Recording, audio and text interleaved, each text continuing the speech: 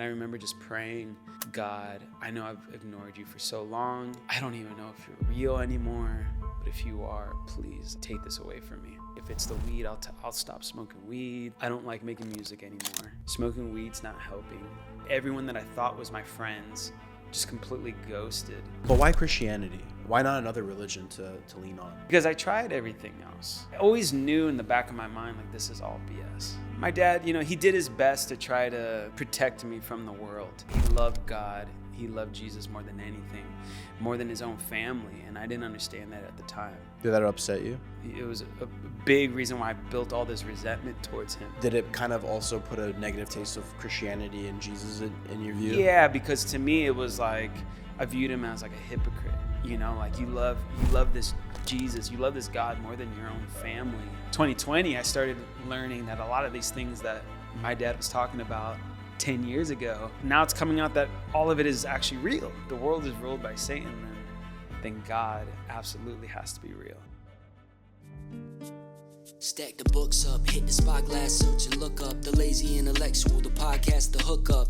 Romanous to give a toast up with the good stuff. Took a puff, then in reverse, I lit a stick up. It's obvious, the need to sit down and politic. What's on your mind? Share with the audience, the Christ-fearing Assyrian, giving them providence. Omega my wrist, shine in my face cause I polished it. From the time when the emperors reigned, what is it? To lose your soul, but the whole world gained. I think it's insane, God memorized your name. From the deaf, dumb, blind, even the lame. It's like a torch flame, illuminating a cave. No mummy rap, we up out of the grave. Thanks and praise every day for God's grace. So slide through, watch an interview and get a taste.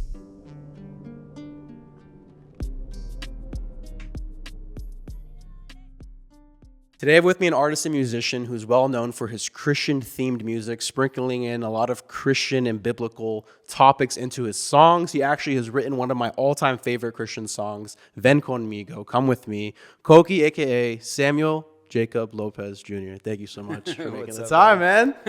It is awesome being here with you in the flesh. I found your song about 2 years ago, just by accident. And I was like, this is an addicting song to listen to because it has substance, which I want to dive into you with. And then also just sounded like a normal secular punk rock song. Like it sounded dope. And so I listened to it in my room alone, in the gym, when I'm on car rides. I just got addicted to it. So it's awesome sitting with you today. I've been a fan for a while. Thanks, bro. I appreciate that. Yeah. So with that song, Ven Conmigo, right? I really want to dive into it with you. So in your discography, it doesn't sound too much like the other songs that you have. Mm-hmm. All your songs stand out. They don't sound the same. So you don't have like a consistent sound, but I know it's you. So do you do that on purpose? Because Ven Conmigo was a hit on social media where you saw it trending a lot. And you were like, it sounds like the Arctic Monkeys, but Christian, right? Yeah. And then the other songs, I mean, correct me if I'm wrong, but they don't sound one-to-one with each other. So is it a temptation to be like, oh, this song hit on social media, let me run it back and make another song that sounds like it? Or was it like, no, let me just move on to the next thing? I always try to have the mentality of making what feels right in the moment. So like with Ven Conmigo, that song came purely just out of like what I was into in that moment. I was listening to like a lot of Portishead and a lot of just like stuff that I was into back in high school. Yeah. I didn't hear a lot of that influence in Christian music. And so I thought, oh, how fun would it be to make something that's like unexpected, right? I didn't think anyone would really dig it the way they did. You didn't think that was a banger? I mean, I thought it was a banger to me. Yeah. Like, I thought it was really cool to listen to. I was like, oh, man, this is so cool. Like, this is so different than anything I've written. But when I put it out, I was like, oh, people are either going to, like, kind of like it or they're just not going to get it. I didn't think that it would have, like, the viral impact that it did. When I'm writing music, I never really consciously think, like, oh, I want to repeat what I've done in the past, or I want to make like, specifically this because I think audience will like it. It's more so whatever I'm into in the moment and whatever impresses me is what I'm going to create. You know? You won't chase after that same sound again. It's not necessarily I won't chase after it. That is my sound. It's part of like my production. And so it definitely will come back around again at some point. Yeah. But I never like consciously I'm like, oh, I'm going to repeat that again. That makes sense. Well, let's go through the lyrics. This is my favorite part. Don't try to reinterpret faith. to fit your view. Don't blindly persecute the word with weak excuse. Don't misinterpret this because you disapprove. Don't deconstruct the truth. I mean, you're obviously talking about biblical teachings, right? 100%. So many times in our lives, we're going to commit a sin, something that we really want to do. And we justify it and negotiate it in our minds with God. We're like, no, it's okay if I do it because maybe God didn't mean it to be this way, or maybe it's such like this sin doesn't apply to me exactly because God didn't specifically say don't do this and don't do that. It's like we're trying to figure out loopholes so that we can keep doing the thing that we really want to do. You're saying here, don't reinterpret faith to fit your views. Don't just deconstruct the truth. So I mean, I think that's so powerful, but a lot of times, like how you just said, artists will write things that they're going through. So what was that like battle or struggle that you were kind of deconstructing truth about?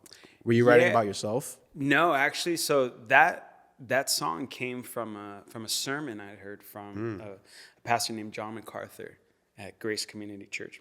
And he had this really just powerful sermon on exactly that. Like literally the entire sermon, I was just taking notes, and I had just like pages and pages of notes of this sermon that was basically like he was explaining the dangers of misinterpreting the Bible, right? And he was showing how a lot of progressive Christianity has kind of perverted the word in a sense, trying to make it fit what they want to be allowed as far as like sins and things in that nature. So for me, it was like the first time I had heard it said in this way, like just straight, bluntly. I wanted to write something that I felt strongly about, and this was something that like I felt super strongly about because it just like really resonated with me, you know. So yeah, that's pretty much where that song came from. I was coming back to my faith for the first time in like years, right? And so this really kind of drove in the importance of like reading the Bible and understanding what is it that I believe in, right? And like, you know, it's so easy to just hear other people's interpretation of what the Bible is, right? But you don't really know until you actually read it. Yeah. And the more you read it, the more you start to see, okay, well, their interpretation's kind of wildly off from like how'd you get that? Yeah, you know what I mean? And so I think for a lot of Christians that maybe aren't as knowledgeable or, you know, well-read in the Bible, they kind of want to subscribe to more the progressive leaning stuff because it more favors the lifestyle that they want to live in. That's exactly right. Until you start actually reading scripture and realizing, wait a minute, this is completely contradictory. Yeah. Like they've completely just flipped what this meaning is, you know? So did you fall out of the faith, or were you always kind of just, you know, you're a Christian, but then you just kind of reignited? Yeah, dude, I fell out like tremendously. How so? So I grew up in the church, you know, since a young kid. My parents were Christian, and was, you know, super involved in my church from like junior high school, played in like the worship bands where I learned how to play majority of the instruments that I play now.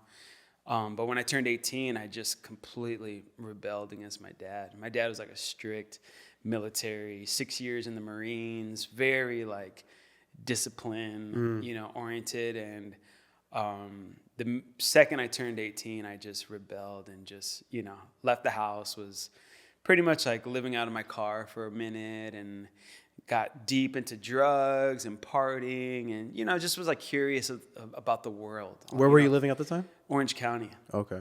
Yeah, I grew up in Orange County. You know, and I was pretty sheltered as a kid, you know. My dad, you know, he did his best to try to protect me from the world. There's a lot of stuff that, you know, as I'm older now, I understand what he was trying to do.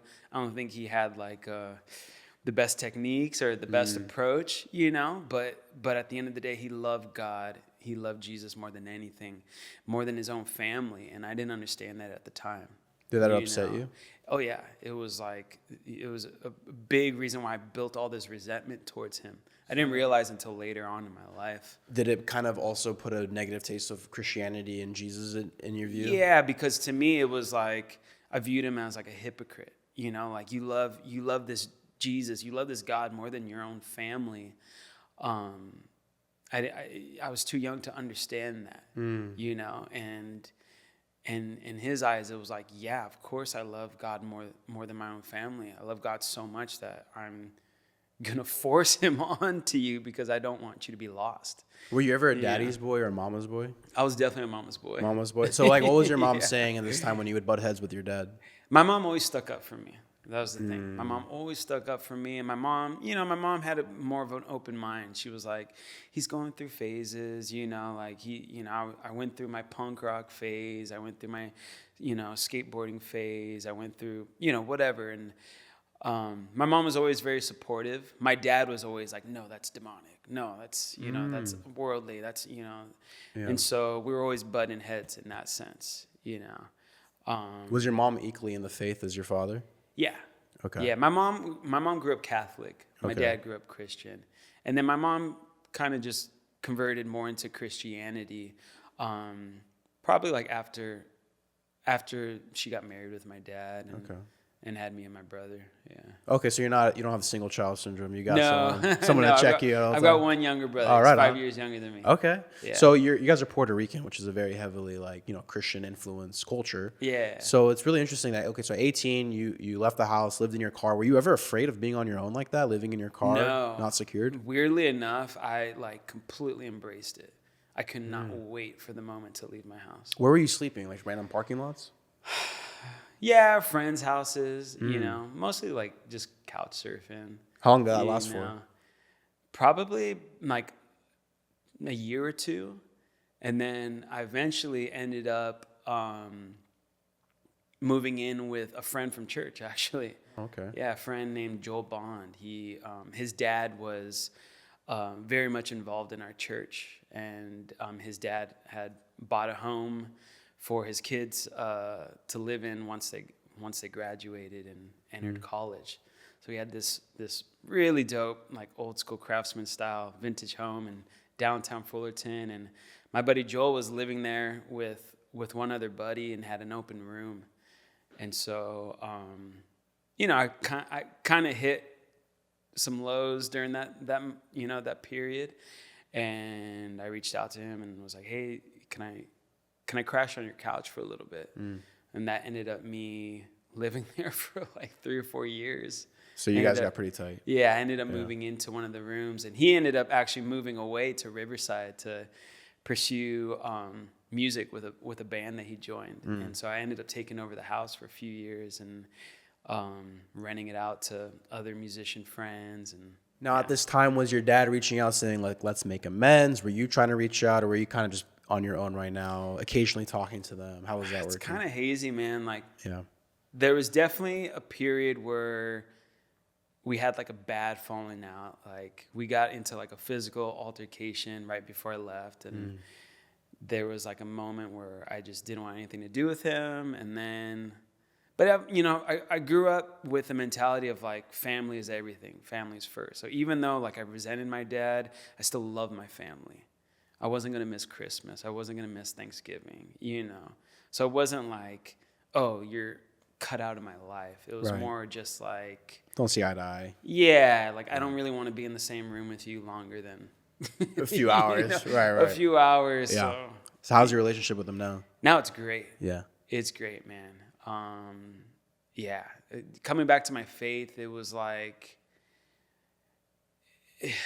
It's just my mind was so transformed, like complete 180. And I started seeing so many things that my dad had warned me about and so many things that my dad taught me from a young age all started coming back to me and flooding my brain. And I'm like, wait a minute. And scriptures that, that I completely forgot about now were like, oh yeah, I know this story. Or I know this parable. Because of dad. Because of dad, yeah. Because anytime I saw him, even throughout those years where I fell away from my faith, anytime I saw him, the conversation would always lead back to God. It was always lead back to the Bible. What a beautiful thing, man. The wisdom of fathers, too. It's like my dad still to this day, but to my brother and he used to go all the time. He was like, one day he'll give us an example. He's like, you're going to look back and you're going to say, Dad was right.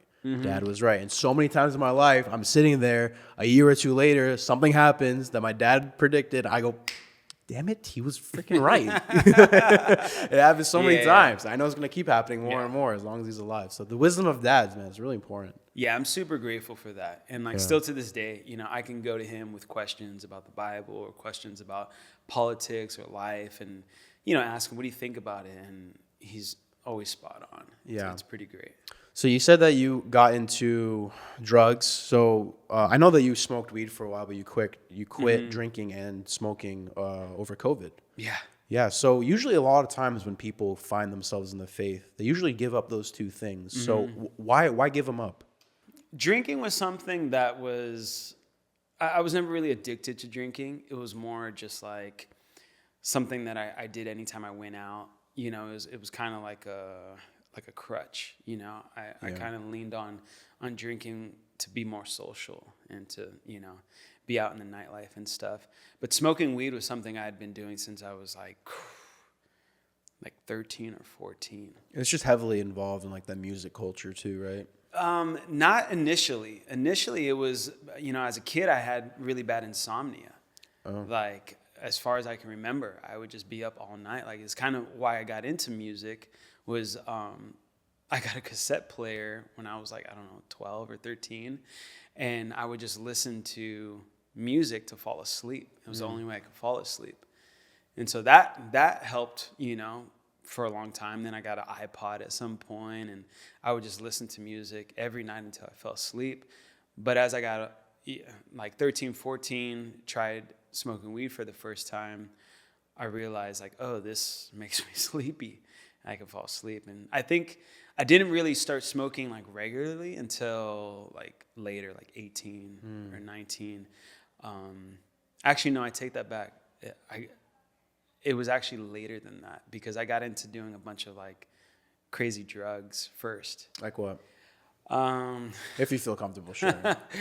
It's funny. I've actually never talked about this, but yeah, I hung out with some kids that we were just partying, curious, and got into, you know, doing cocaine, and then we got a hold of doing Molly and ecstasy, and then that wasn't like crazy enough, so then we started doing meth and did just one after another, just for like a period of like 2 years. Got like just heavily into like anything we can get our hands on. So really late teens, early 20s kind of thing. This was like right after I moved out, so like 18 to 20, 21. Okay. Yeah, just about. When did you get into the faith again? COVID. Okay. COVID, yeah.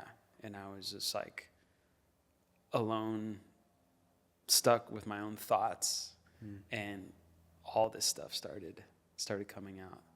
All these demons started coming out of me, and I didn't know what was going on. It was wild. So your first inclination was to grab a Bible? No, my first thought was, I remember the day. I woke up one morning. It was like, I don't know, a month into like the lockdowns. And at this point, like, I was smoking so much weed that now the weed was giving me like crazy anxiety. And then I felt this like heavy depression and this emptiness. And I wasn't like, I didn't feel motivated to make music. I didn't feel motivated to go skate. I didn't feel motivated to do anything. How long did that last for? It was like a couple of weeks like that. And until one day I woke up and it was just like the heaviest. And I was just like, because it would come and go. Yeah. You know, it wasn't like every day. Yeah. It would come and go. Some days were worse than others. But there was one particular day where it was just like absolute worse. Like I felt just completely empty. And I remember just thinking like, this isn't me. Like, what's going on? Like nothing's working. Like smoking weed's not making me feel worse. Like playing music, creating things doesn't feel fulfilling. Going outside and skateboarding feels like, you know, like a chore. Like, what is going on right now? This isn't me. And I remember just praying, God, I know I've ignored you for so long. I don't even know if you're real anymore. But if you are, please, like take this away from me. Like, I don't, this isn't me. I don't know what to do. I remember just praying, like, God, please, like, if it's the weed, I'll stop smoking weed, like, you know. And And it wasn't like overnight where all of a sudden I was like, oh, Right. I'm free. Yeah. You know, it was all of a sudden like I started, after that moment, I started noticing stuff that was going on in the world that made me question things. COVID and stuff that was happening in the politics. And I had a lot of time to myself and a lot of time to research and Google things and watch YouTube videos and actually like question things. And I God had put this like curious mindset in me. If all of this evil, in fact, exists in the world and Satan truly does rule this world, then it's undeniable God is real and Jesus is real. And my dad knew it the whole time. Dad knew it. It You always know? goes back to that. And and so, I started diving into more and more of the Bible and more of trying to understand where my morals come from, Christian morals, understanding. But why Christianity? Why not another religion to lean on? Why didn't you get curious about another religion? Because I tried everything else. And in those years where I fell away from my faith, like I definitely got curious of Buddhism, curious of all these different religions. New World. None of them never really made sense. The New World stuff was just New like, Age, whatever it's called. I always knew in the back of my mind, like, this is all BS. Yeah. Like none of it was as convincing as the Bible.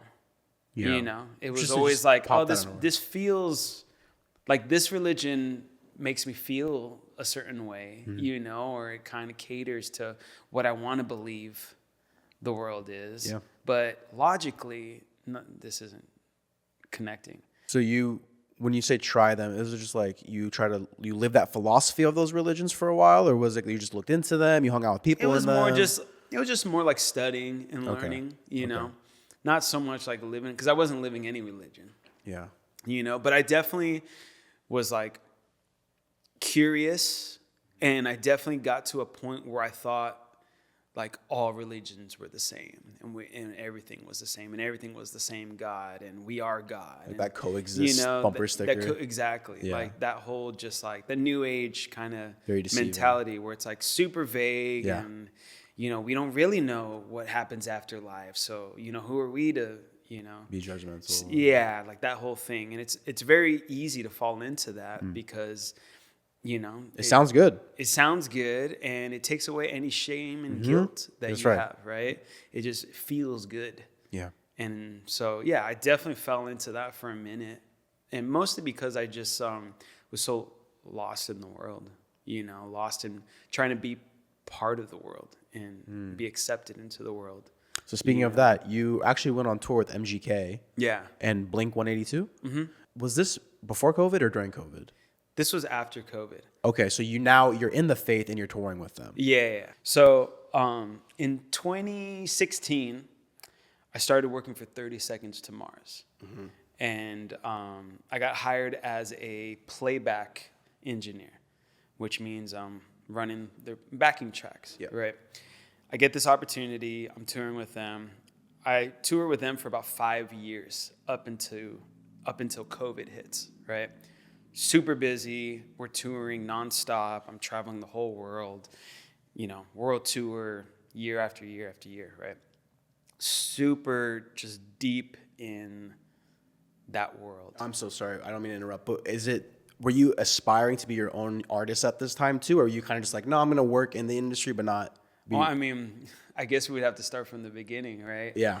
Yeah, so 2010 was when I first started actually pursuing music as like a career, trying to be an artist. How old were you? 2010, I think I was, 15 years ago? So I was like 23. Okay. I think 24. You look way younger than that now. Thanks. Dude. That's crazy. Okay, yeah. I get that a lot. Yeah. Moved to LA. Started pursuing music. Because your uncle was the one that got you into music in Burbank, right? So he was showing my you. Uncle Rob. Yeah, your whole family was very in the music industry. Your mom was salsa dancer. Yeah, my uncle was the only one that did it professionally. Oh, okay. Yeah, Your dad was a DJ in Brooklyn. My dad was a DJ. Yeah. So was there any like, hey, don't go into the music industry, like resentment towards your parents, where they're like, hey, get a 9 to 5, don't do this full time, or were they really supportive? Both my parents were always pretty supportive with the music. I think they saw at like an early age that I had some type of talent, and they were like, "Oh, whoa, this is cool." My dad never really could get down with the type of music, because he was more into like dance, DJ, music, and I was more into like alternative and punk and that stuff. And so he was super supportive, but I don't think he really understood like what I was trying to do. Like how most I don't think he could relate, right? Right. And so he would always tell me like, chances of making in the music industry are 1 in a million. Make sure you have a backup plan, or make sure you like don't fully rely on this, because you're gonna be struggling for a while and this and that. So I go on tour. These guys are like in their 30s, mid 30s or whatever, and I'm like barely 21, I think, 2009, 2010. I get like my first taste of like tour life, and we play these big festivals. We play like a big like Quebec, what is it? Quebec World Festival or something, Quebec City World Festival. So we're playing these like Coachella size, stages and stuff. And I like immediately I'm like, addicted. I love this. I want to do this for the rest of my life. So 2010, I move up to LA. I join another band. I tour with them. They're like a band signed to Atlantic Records, and get a little taste of being signed to a band, not technically, but being part of a band that's signed. And that kind of ignites the ideas of, let me start making my own music. Okay. So 2010, 2011, I start this band called Tapioca and the Flea. From 2010 till about 2015, I kind of have a little bit of success with it. I put out music, I get signed to Red Bull, put out records with them, do a music video, a whole bit. They have this like crazy program that at the time is unheard of, still to this day is unheard of, where they were putting like $100,000 into developing an artist. Wow. No strings attached, no advance, like just all the money comes from like their marketing budget. Yeah, and as a young kid getting that, you must have felt like on top of the world. Yeah, it was incredible. Yeah. They were putting us on tour, and they were buying us brand new gear, and they were, So you're doing this full time since a very young age. From 2010, Yeah. I'm doing the music thing, and Okay. have a little bit of success with Tapioca. And then fast forward to like 2015, 2016, that band kind of fizzles out. I start a new band with my best friend called Little Wolves, and we start putting out some music, but it's not really going in the direction that we hoped for. And so around 2015, 2016, I get the job with 30 Seconds to Mars. Start doing playback for them because I knew a little bit about Ableton and computers and stuff. And that turned into a full-time thing for 5 years. So by the end of that, fast forward to like 2020, right before COVID happens, I'm like 90% of the year on tour with 30 Seconds to Mars. The other 10% of the year, I'm booking and running the door at a bunch of like super popular bars in Hollywood.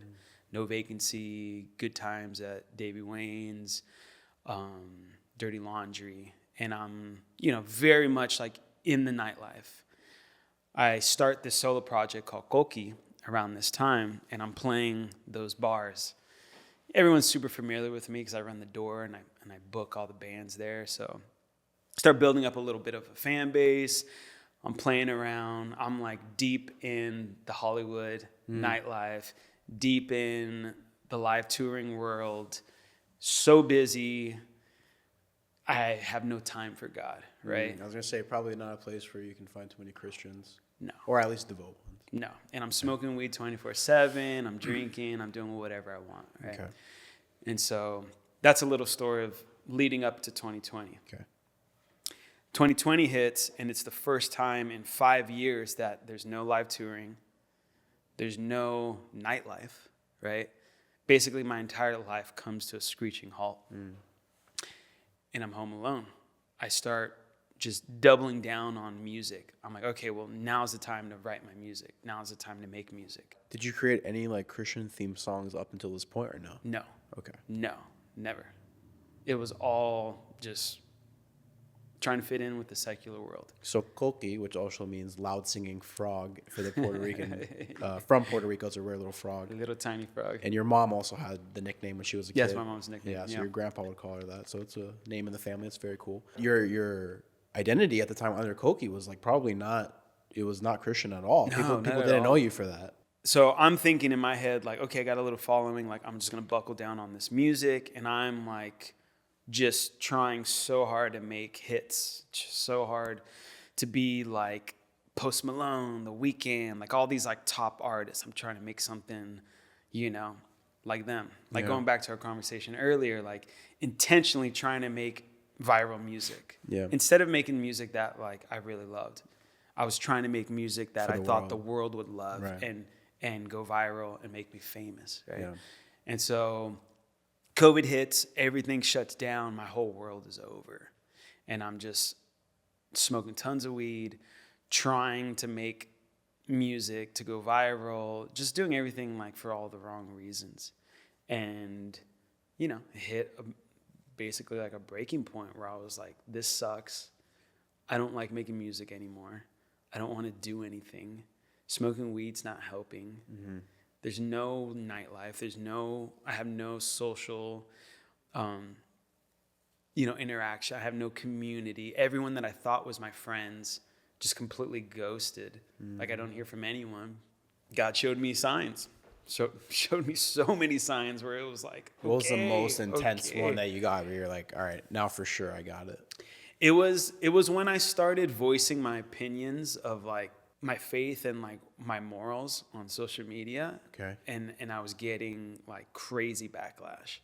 I was getting like people that I thought were my friends for like years, all of a sudden blocking me. That's usually how it goes, right? Yeah. All of a sudden like ghosting me or like getting into like crazy heated arguments, via DMs or text messages where I'm like, what?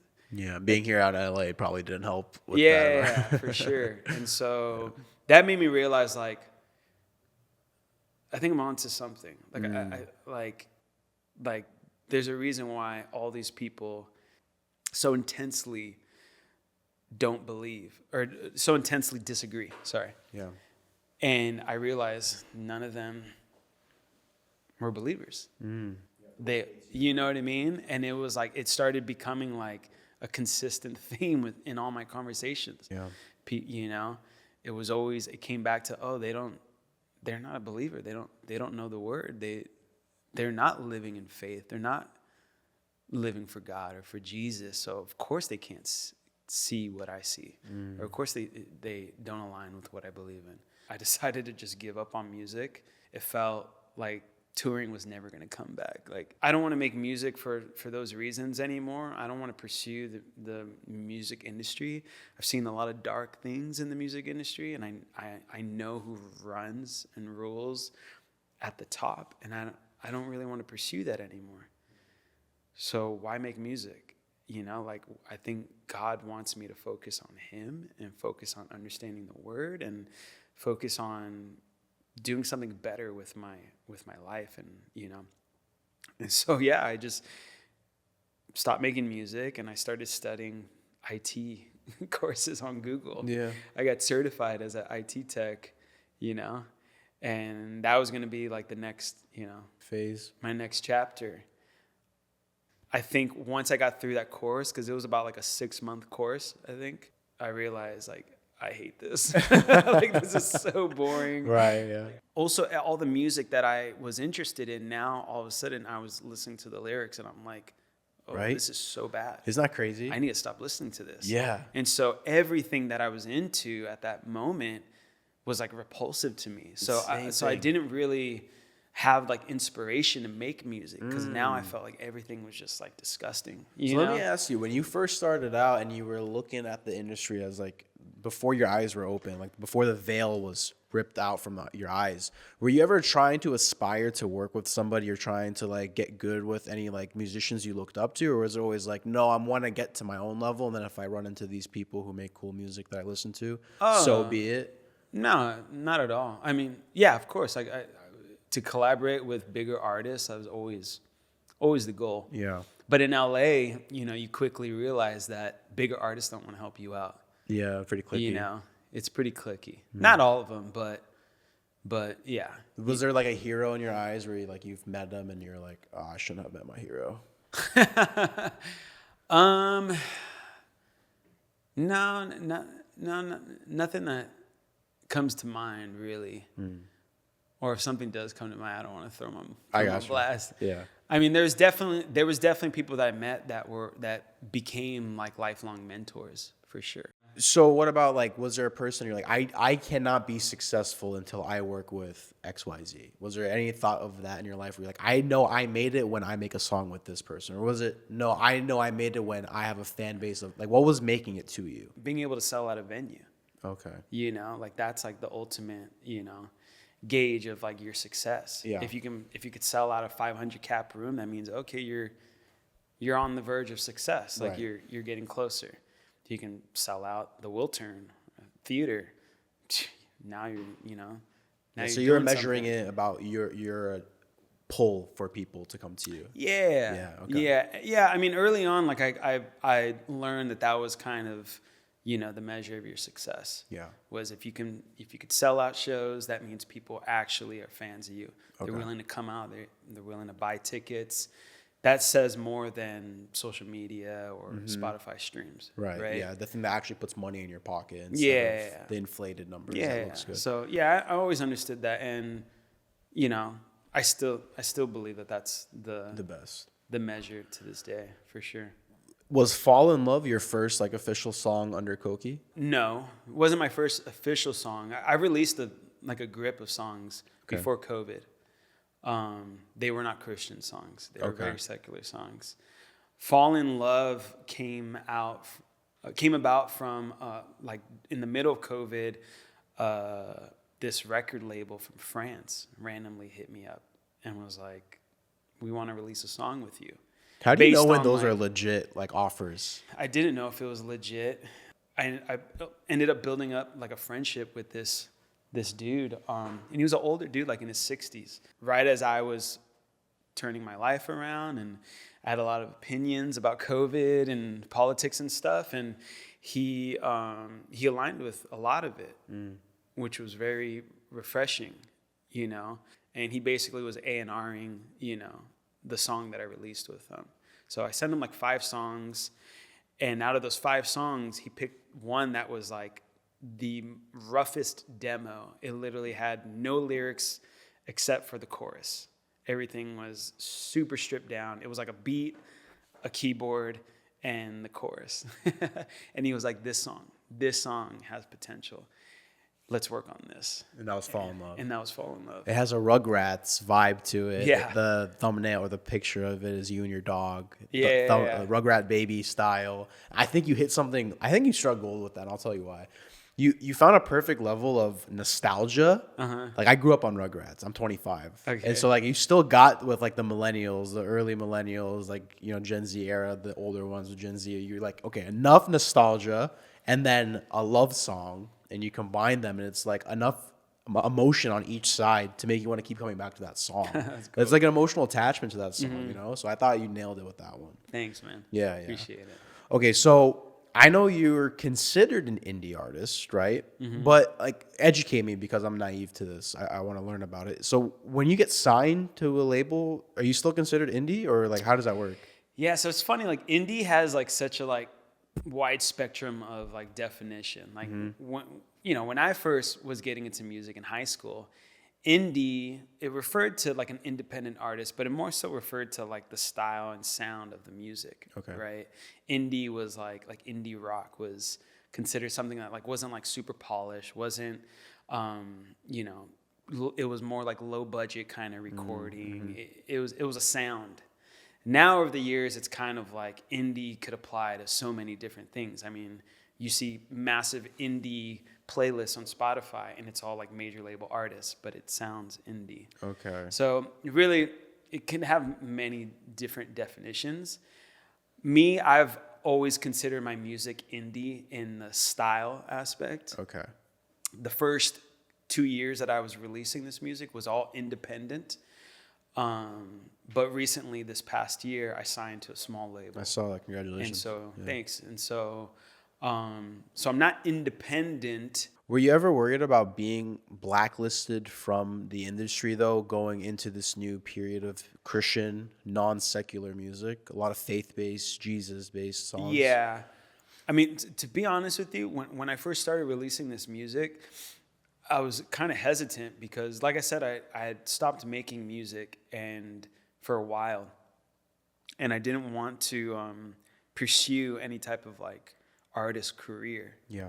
Naturally, I started missing playing my guitar and creating. And realizing IT wasn't it. And IT was just, it was so boring. And so when I started listening to music again, I was like, I want to listen to the stuff that like got me inspired to like learn how to play guitar. Yeah. Or the stuff that like made me want to start recording and writing my own music.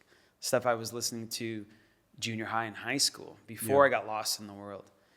And so I kind of did a deep dive in that, listening to a lot of not old, but like stuff from like the early 2000s, and then listening to a lot of 90s music because middle school, high school, I inherited my older cousin Carissa, her CD collection from high school. She went to college and gave me her CD collection. It was all like Smashing Pumpkins, No Doubt, Nirvana, Tupac, all the stuff from the 90s. So I started listening to more of that stuff, and it really started inspiring me to play guitar again and start making music again. Portishead was another one that I was really into them in high school, and I hadn't listened to them in a long time. Yeah. And so I started just making beats and making instrumentals just for fun. Slowly getting back into it. Okay. Now it was like, I'm listening to, this, the Faint record. I want to make some dancey punk type stuff. And so I had a bunch of instrumentals that I just had been making, like with no intention of doing anything with them. Yeah. At a certain point, I think I was showing my wife, who wasn't my wife yet, girlfriend, and I was showing her some stuff, and she was like, "Oh, this is really cool. Like, you should finish this. You should write some lyrics over it." And so at the time, I had a lot to write about because all my conversations in 2020 were about faith, about God, about the Bible, right, about what I thought was going on in the world, and so I started channeling all this stuff into these songs, and for the first time in my life I actually had something real to write about. That's so interesting because it's like instead of God was like, don't throw your talents away, instead use them for me, and then also a good woman behind you pushed you to use your talents and it motivated you to put it out there instead of like just doing it recreationally. You did it for real and it blossomed into what it is now. Yeah, and it's so crazy. Cool. After I wrote like the first few songs, I realized like, God's given me some kind of talent to make music, to write music. Why don't I use that for God? Yeah. Like I don't need to be pursuing this career for like my own vanity or for success or money or fame, but I can use it in a way that's going to be pleasing to God. And I remember like praying to God that I'll no longer make music for those reasons. And if I do, please remind me. Please remind me that that's not what I should be doing. Was it hard for you to erase your old discography of like secular music in order to? No, because immediately I was like, I don't align with any of this. Like lyrically, it was like made me cringe.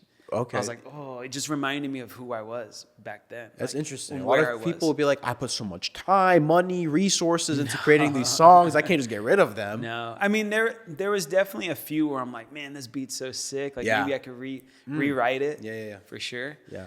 But at the end of the day, it was like, it just reminded me of where I was in my life. It was, because I even threw a couple of those songs into my live show. just to try them out. And every time I would play them, it brought me back to that place. And I was like, You knew. I knew, Yeah, you felt it. I don't want to go back. So, yeah. So it was easy to take them off. And also, you know, I want, as people like discover me, discover my music, like I don't want there to be anything that's gonna like, that's gonna stray them away from the message. Yeah. You know, like I had a song called Rewind, and it was all about my family, and it has no reference to God or religion or anything. It's just about how much I love my family. But there's moments in that song where I drop a few curse words, you know? Mm-hmm. And I remember I had that up for a while. And when people were discovering Ven Conmigo and My Lord Provided, they would stumble upon that song. And then I would get comments like, hey, what's going on? Like I was listening to your music, but why are you cursing in this song? And it was just something where I was like, I don't want to have to explain every single time to someone that discovers that, you know, that was before I, you know, turned my life around. Mm-hmm. That's misrepresenting who I am now. So it's just better to just. But as an artist, did it like infuriate you or like tick you off, or like, don't tell me how to make my art kind of thing? Like this? No, not at all. Because so I understood. Positive criticism. I would do the same thing. Okay. If I discovered some new Christian artist and I'm going through their discography and then they have a song where they're throwing F-bombs or they're, you know, songs about pride or something, I'd be like, what am I following you for? Low key, I'd kind of judge them like, oh, really? Like, okay. You still are holding on to that? Like, and you know, that definitely crossed my mind. Like, should I change my name? You know, when I released this music, you know, like I definitely had like a few different band names or artist names in mind, and but the name Coqui is always something that resonated with me because it's, you know, it was in my family, and so, you know, I was like, no, I'm gonna stick with this. This is something that is meaningful to me. And as I started releasing, you know, this new music, I just kind of disconnected from all that old stuff. So it became easier and easier to like, you know, throw that stuff away. So when now you're fully Coqui, you're making the Christian songs, when did you pop off where you were like, okay, now I got the little fan base, now I know this is how I'm going to be structuring music? Like, what song was it that did it for you? You know, I did Fall in Love. That song was about my wife, you know, is where I was in that moment. I was head over heels and in like the best relationship I've ever been in my life. And it was a relationship where we both loved God. And it was so pure and just amazing. I had so much to write about. That song came out, like, I wrote that song in like a day because it was like all these feelings, right? And so at this point, I was just putting out music just for fun. Like I was not like trying to pursue anything. Ven Conmigo, I dropped that song again just for fun. Oh, I wonder if people will like this. I'm sure it's not like CCM. Christian world's probably not going to dig this. Secular world's definitely not going to like the lyrics, but whatever, I'll put it out, you know, just to be controversial. At that same time, I put it out on my birthday. I think 2023. Yeah. I put it out on my birthday. At the same time, I had just started working for Blink-182. I got hired to do playback for them. They just announced this big reunion tour. I'm about to do 2 years straight touring with these guys. And I just started. I'm in rehearsal, like the first few weeks of rehearsal, putting together this live show with them. I put out like a little video of me just jamming the song with some of my friends on TikTok, I think. And post a video in the morning before I go to rehearsal. Put my phone away during rehearsal.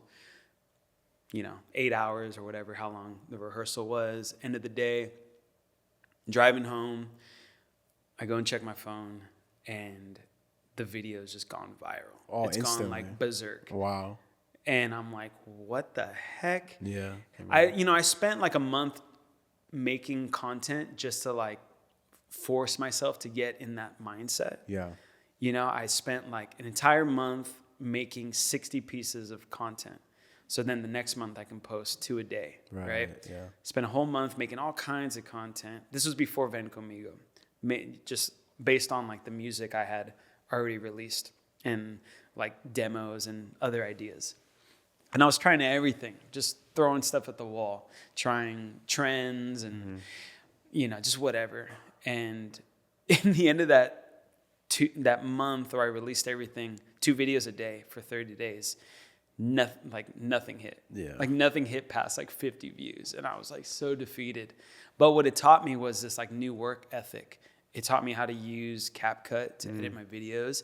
And it also taught me what kind of content I enjoy making and what kind of content I absolutely don't like. Yeah. And so the next month I was like, okay, let's try it again. But this time I'm only going to do the stuff that I like making. And now that I know how to edit from my phone, because before I did everything on Premiere. Yeah. Now that I know how to do it all on my phone, it's going to be so much faster. And so I made just live lyric videos. I called up some buddies to come and, hey, let's jam this song. I'm going to I'm going to make a video out of it, whatever. And so that was what I had posted on TikTok. Went viral. I was like, oh, this is crazy. Okay. Let me keep doing it. Cut up some more clips, kept posting it, kept going viral. Then over time, like started building up followers. I had like 2,000 followers at the time. Then in like a couple of weeks, I'm like at like 12,000, 30,000. I'm like, what the heck is going on? Maybe like 90 or just on IG. It's like it keeps, Instagram's so weird. Yeah. You gain a bunch of followers and then you lose them. Whatever. At this point, I don't really pay attention because it's all fake anyways. But. Yeah, it'll destroy you too. Yeah, just constantly watching the numbers. Did you ever lose faith in yourself in this journey? Like, did you ever man, I don't know if I got it, or like, I don't know if I can make like music that's worth listening to? Like, did you ever doubt yourself? I mean, I think as an artist, you always kind of doubt yourself, because there's always ups and downs. Every day is different. You'll have a week where all this awesome stuff is happening. You get on these big playlists and so-and-so wants you to open up for this show and this and that. And then you have a week where it's like silence. Nothing, Does that drive you crazy, the weeks of silence where... No, because I've learned how to deal with it. I've been doing it for so long that it's just normal. You got to really love this to do it for a living. Yeah. You got to really love making music to do it because it's not easy. And you're going to put in so much time and so much money, so much energy with very little in return. And if your whole motive is, I'm putting in all of this to become rich and famous, or it'll destroy you. That's what happened to me. Now I don't have that mindset. I'm just grateful I get to do this. I'm grateful that people like my music. If tomorrow I get canceled or the next batch of songs, completely plummet and whatever, then so be it. That's fine. I'm just grateful that I get to do it right now. At my age, I never thought that I'd still be making music, let alone have like a fan base that actually, supports me the way they do. This fan base it's unreal. The loyalty to them. Yeah, it's just beautiful, man. Like the comments and messages I get from people that are like, your music brought my family together. Yeah. Or your song, I sent it to my son and he was going through the same thing and now he's walking with the Lord. Like that stuff is what motivates me to keep doing it. Not any type of success. Yeah. You and another Christian hip hop artist, I actually put your songs in my youth group chat for my church group. I was like, you guys have to listen to this. This is actually fantastic. I made all these guys listen to it and other fans of the music. So it's good stuff, man. Thank you so much, man. Yeah, it really is. Can you be a rock star with a Christian? Can you have the rock star lifestyle while being a Christian? Yeah, I think it's definitely. I mean, I already kind of live that lifestyle. When I'm on tour with Blink-182, it's no different. Yeah. Except I don't go out and party. I'm responsible. Yeah. I mean, at my age, like I have no reason to go out and be raging. I know what it takes to survive on tour and not get burnt out. Just from all the years I've been doing it, and doing it at such a high level with artists like Blink-182 and 30 Seconds to Mars. So I think it's definitely, I mean, if by rock star you mean like being on the road and playing, music venues and not necessarily like doing drugs and partying and all that, yeah, for sure. I think I have enough experience that I can do it and survive it. Yeah, I feel like you're not missing out, right? Yeah, I mean, that I've been there, done that. Like, So how do you be in the world but not of the world? Like, you went on tour with MGK, and I have a very hard time believing that they're good boys. You know what I mean? So, like, how do you manage that with this new, like, morals and values and foundation that you built yourself on? That's a good question, man. Like, so I joined Machine Gun Kelly's crew, I think in 2022. Yeah. And that was my first gig coming back into live touring. What a gig, too. He was one of the first dudes to go out and start touring again after COVID. Everyone was still like afraid, you know. And his camp, they didn't require you to wear a mask, and they also didn't require you to get vaccinated.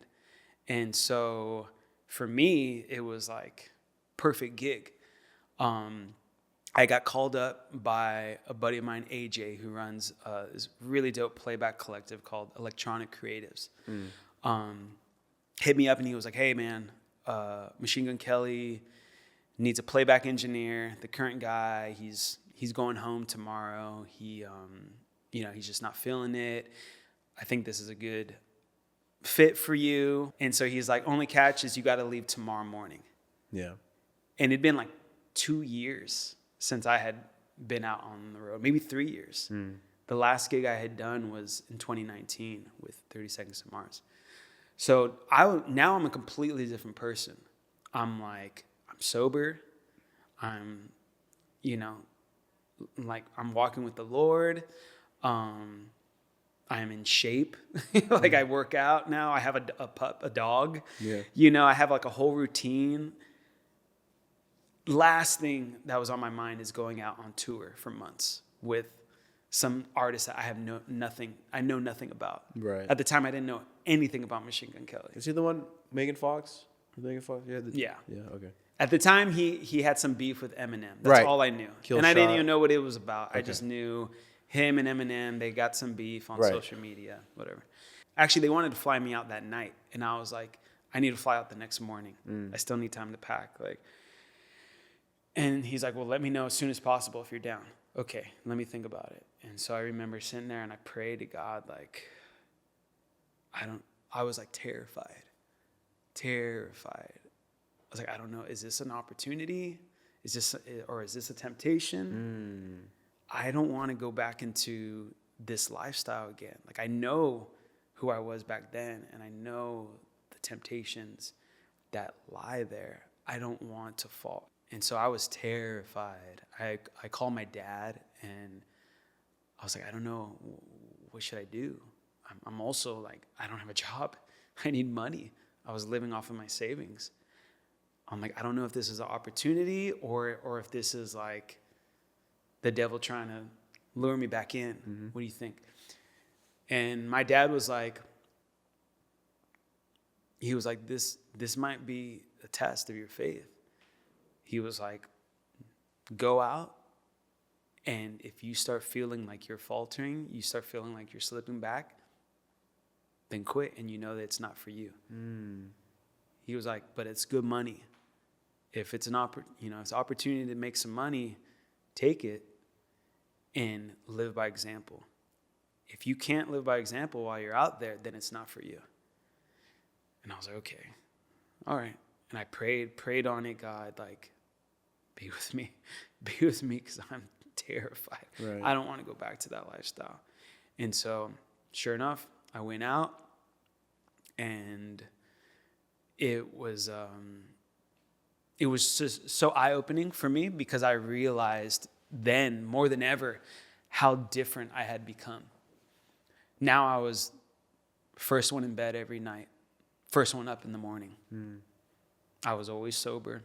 I wasn't drinking. I wasn't going out partying with the boys afterwards. Did they give you crap for it? They didn't give me crap, but I definitely wasn't included in a lot of things. After a while, after a while, they started realizing, oh, Sam doesn't party. Yeah, Sam's not into that, so we'll do it. We'll do it over here. Which was fine. I've started now, tour was so easy. because I would wake up early in the morning, go to the gym, work out, and then I would do the gig, and I would be so on point, so sharp. Any problem that came my way, I was able to troubleshoot it right away. Whereas back in the day, I was always smoking weed. I was always hungover the next day after partying, going to some random club in Germany or whatever, you know. Now I was like on point, and I was going out there with the mindset of like, I'm going to be the best I can be. These people hired me, so I'm going to work for them like I'm working for God. I'm going to be the best I can be, professional as possible, no excuses. Yeah. When things don't go wrong, right, I'm going to find the solution.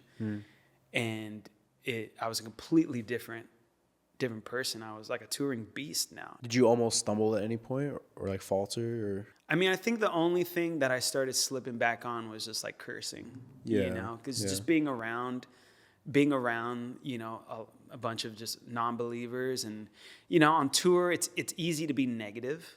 It's kind of a thing with like, you know, like roadies is to complain, you know, it's what brings everyone together, right, you know, complaining at the end of the night about, you know, all the BS, you know, how, you know, how dumb the management is, you know, for doing this and that. So it's easy to get kind of roped in to that, you know, and I started seeing myself kind of like drifting towards that. And I think my wife was actually the one that pointed it out. I remember I came home from tour at some point, and we went out to a restaurant, and the whole time I was just complaining about everything. And in my head, I was just thinking like the service should be better, you know, like I'm paying for this. Like I was thinking I'm completely in the right. And she's like, dude, you're bumming me out. Yeah, right. Like you're complaining about everything. Yeah. Like, why can't you just enjoy this moment? And I'm like, I am enjoying this moment. I'm glad to be home. She's like, you're complaining about literally everything. And it's such a comfortable habit to be in too. Yeah. It's so much easier to complain than to look for the good things. Yeah. When you were with like MGK and them, first was, what's her name again? I always forget her name. Megan Fox.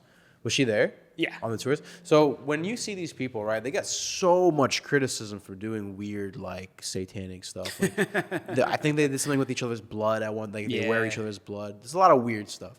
So when you see them, do you ever, like, feel like this is my opportunity to show them Jesus? Or is it kind of like, let me act more like Christ than to preach at them? Like, how do you manage those opportunities? Yeah, I mean, there's always a time and place for that, right? For like, sure. I'm definitely not like, okay, when's the right moment to mention Jesus? Especially with someone like that, like Machine Gun Kelly, that's so deep in that world. Yeah. You know, the only person that's going to change this person's heart is God, not me. I could say something, maybe, you know, but I'm never like with the mentality of like, well, if I can just get to them, I can plant the seed and win them over. If the right time and place happens, you know, and it comes naturally, absolutely, I'll take that. I'll take that opportunity. But I'm never like trying to infiltrate. Right. You know what I mean? I see. Yeah, for sure. And so with them, it was more, let me live by example, right? Like they were really embracing of me. And very kind to me, and not initially. Initially, they were kind of like, "Who's this fool?" Is it because you're just new to the tribe? tribe? I was new, yeah, and they didn't have any confidence in me. They thought that I was going to walk out on them like the last guy. Oh, okay. And so there would be moments where I would be in the room with them, you know, and it wasn't weird because I wasn't trying to get anything from them, you know. I was just trying to do my job. Yeah, it's such a hard thing though for human beings because a lot of times it's just I think a human inclination to be opportunistic and you don't even know it.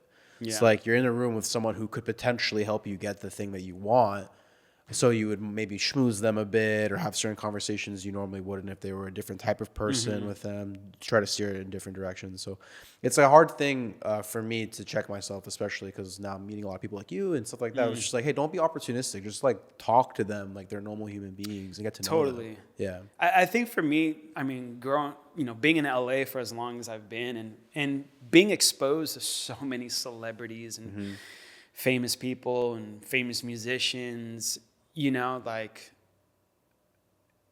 it doesn't, my first thought isn't of like, well, what can I get from them? Because that's like the exact mentality that I hate about LA, is that majority of the people you meet are just fake and they just want to take from you. And so, working for 30 Seconds to Mars, Jared Leto, he's an Emmy-winning, or Oscar-winning actor. Like, he's mega famous. And I see how people act around him. Like, gimme, gimme, gimme, gimme. And I see... It's draining. It's draining, dude. Yeah. And I see him like, he doesn't trust anybody. Everyone's like, what are you trying to get from me? So how do you very standoffish. And I learned over time, like, when you're famous or when you have stuff to offer, most people are trying to take from you. I don't ever want to like be that person. Well, how do you do that? How do you shield yourself from becoming jaded like that in the industry? Being jaded, like, what do you mean? Like Jared Leto, like you just said, like how you just see he's drained all the time. Like how it's gonna inevitably come to you, right? As long as you're making music and gaining a following and having a fan base, like that's gonna come to you. So like, how do you make sure that you don't end up exhausted and drained? Yeah, I mean, I think it's just being careful who you surround yourself with. For me, it's making sure I surround myself with good people. For him, he's surrounding himself with the world because he's in the world. So he doesn't know who to trust. He doesn't know. I would assume. Yeah. For me, like if I could at least filter out the people I choose to surround myself with, at least I know where their morals stand or where their intentions stand. Not to say that I'm not going to run into people that are trying to take, I mean, that's just human nature. Yeah. But for me, I don't want to be that guy. I never want to be that guy. Like, I'm not starstruck by celebrities or famous people because I've been exposed to so many of them. I think that's a really important quality to have when you're in this industry and you're trying to make a name for yourself. It's like you're as good as any other person. They're human beings at the end of the day, just like you. Totally. So being starstruck, it doesn't really do much. That's the thing. We're all the same. So as a listener, all I want to hear is the final product, and all we see is the final polished product, right? But we don't know, as an artist, what you have to go through in order to create that thing that you put out into the world, right? So, like, behind closed doors, there's the writing, there's the scripting, there's the scrapping of a song, restarting, re-recording, all these things that nobody even considers, right? So, but what we hear, we feel super good. For that 3 minutes, we feel super good hearing what you're doing, right? So take me behind the scenes as one of your fans. Like, how is your recording process? Are you scrapping songs, like 10 out of the hundreds that you make that make it to the final product? Like walk me through that. What makes it? What doesn't? How often do you scrap your music? No, that's a good one. I mean, it differs from song to song. A majority of my songs... nowadays kind of start from like an instrumental and then some kind of like lyric idea that I've written in my notes. So like I save like a huge list of just like ideas for songs or titles for songs, and if I feel strongly about whatever that theme is or that title is, I'll write on it. There's some days where something keeps coming up, a theme that keeps coming up that I wrote down. I'm like, okay, this is the day I need to start writing on it. But a lot of times, I usually make an instrumental, some kind of vibe, and then I write to it. That's my process. Rarely do I sit down and just play an instrument and write lyrics. So let's talk about one of the final polished products. Our Slow Death is a fun song. It is a song of, I guess you could say conspiracy theories, right? Sure. The topic of that. And there's two hooks, or like two lines in repeat that you say, "Who's killing me? The devil won't get a hold of me." That's something you repeat in the song a lot. Yeah. And it's interesting. So Who was that song written for? What is the substance of that song for the people that don't know? Tell them about it and walk me through that song. Yeah, so funny. So I actually wrote that song in like 2009. Really? The original instrumental and the verses, kind of slightly different verses, but the whole idea of the song was written like 2009. My dad was very much like into conspiracies as well. For me, that song was an important one because I feel like that idea of exposing the lies that the world's fed us is what ultimately brought me to my faith. Things in our history, things in the government, and even things that are happening in present day. That for me kind of showed me that the world is ran by Satan, and that a lot of the truth is hidden by Satan, right? And so that ultimately made me realize, well, if the world is ruled by Satan, then God absolutely has to be real. Jesus and the Bible absolutely has to be real. 2020, I started learning that a lot of these things that my dad was talking about 10 years ago. That was right again. Yeah, now it's coming out that all of it is actually real. There's actually truth behind it. So why do you think Christian and conservatives are the ones that, like, when they hear conspiracy, they kind of push on it more so than the other side, where they're like, hey, no, maybe this isn't a made-up, fabricated thing. Like, maybe we should actually look into this and consider it's true. Why do you think conservative and Christians are the ones that do that? Because it's all, based on truth. I think there's this innate desire to know the truth, since, the whole Christian religion is based off of the truth of the Bible. Jesus is the truth, the way. And so I think that kind of trickles down into everything. I actually heard a quote. It was by Charlie Kirk when I saw him in person. He said, disobedience to tyrants is obedience to God. Right? So disobedience to tyrants is obedience to God.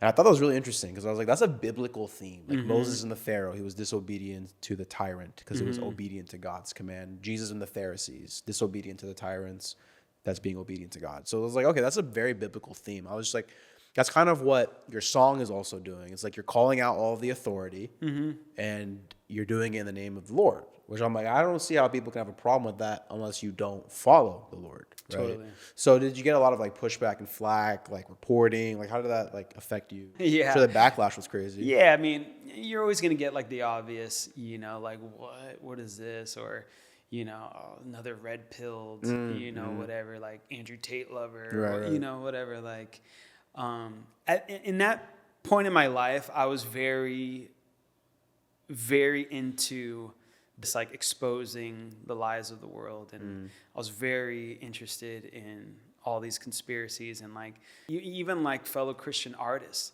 that were like, what the heck? Because the song talks about Jeffrey Epstein and pedophiles and chemtrails and lies about vaccines, whatever. And at that moment, maybe those are all like buzzwords or conspiracy buzzwords. So I think that certain progressive Christians or lukewarm Christians or Christians that just don't have any interest in that world, they see it as like crazy talk. Yeah. And so I definitely got some funny comments of people like, what the heck? Or this is not Christian, or God would not be pleased with this song. Like since then I've kind of like grown out of my interest for conspiracy theories and stuff, because I just realized like at the end of the day, like for me it's what led me back to faith and led me back to the Bible. And now that I'm in the Bible, I realize the Bible is just the only thing that matters. Yeah. Uncovering these lies and exposing these conspiracies doesn't change anything for me now,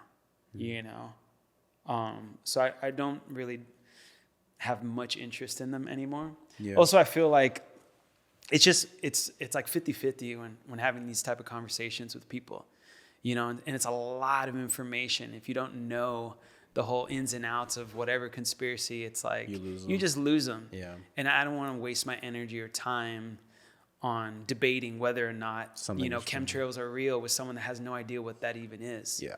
You know what I mean? I got you. So I've kind of lost interest in that, and now I rather focus on the Bible. That is the most important thing to me. Yeah. I have a card game. Okay. It's called the Lazy Intellectual card game. Very creative. Nice. Name. And basically, these are just a series of questions that I created. When you want to get to know someone a bit better, I wouldn't typically ask these type of questions on interviews like this, but I thought it'd be a good opportunity to like ask you a curveball question out of nowhere to see who Coqui really is. A little more personal question. All right, so let's do it. Here we go. I just shuffled the deck. Oh. Pick any card. There's 36. Okay. Yeah. All right. Is there a question on it? Yeah. So go ahead and read that and let me know what you honestly think. Okay. In your opinion, what does it mean to have a good death, and how can individuals prepare for it? Okay. Some of them are deep. That's deep. And some of them are like, what's your favorite color? What does it mean to have a good death? A good death would be a painless death.